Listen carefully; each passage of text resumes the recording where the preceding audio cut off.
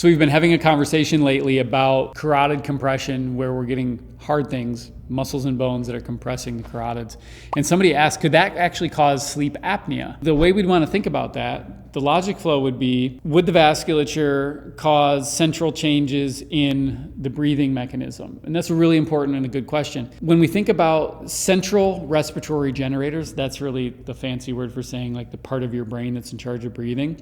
They're in the brainstem, and the brainstem is fed by blood vessels that mostly come in the back of the neck. And these would be the vertebral arteries, and then they turn into the basilar artery, and then those wrap around the brainstem and supply blood to the brainstem.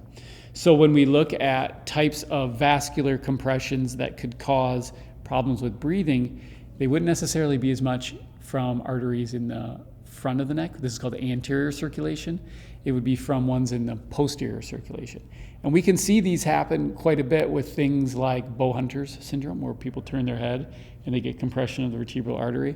Sometimes they can get compression with different head positioning as well. So we want to be able to look at the difference between anterior and posterior circulation if we're concerned of a central type of sleep apnea, where we're actually affecting the part of the brain that controls the rhythm of breathing. Now, in peripheral sleep apnea, this is where we're actually getting occlusion or blockage of the airway by the airway itself. So either your tongue, your soft palate, the structures in your neck basically don't hold themselves open and they start to collapse on themselves. This is a peripheral sleep apnea. That's going to be more relative to the structure of the breathing apparatus in your neck. So those are the two different types, ways you could think about it. I hope it's helpful.